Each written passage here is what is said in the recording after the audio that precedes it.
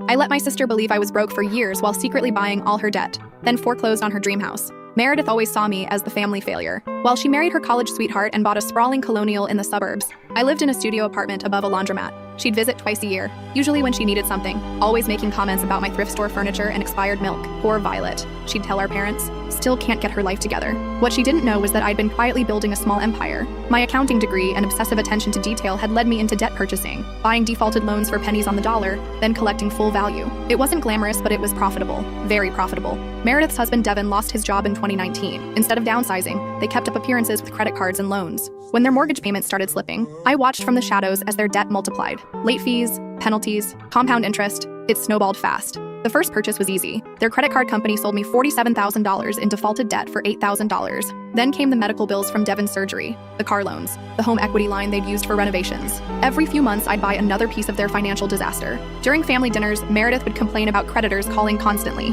"These vultures keep harassing us," she'd say, cutting her steak. "They want money we don't have." I'd nod sympathetically while knowing I owned 80% of those calls. The breaking point came last Christmas.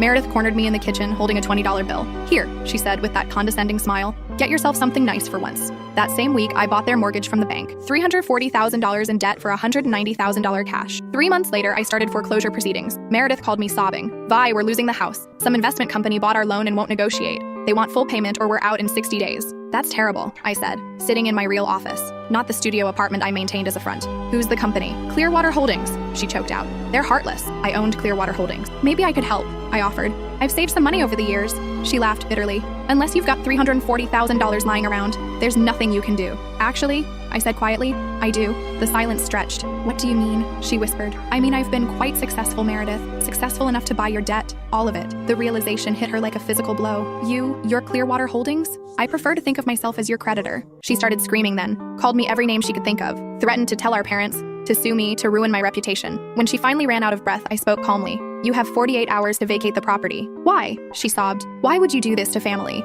I thought about every condescending comment, every $20 pity handout, every time she'd introduced me as her struggling sister. "Because you never saw me coming," I said. "And that was your first mistake." They moved into a 2-bedroom rental across town. Devin found work at a call center.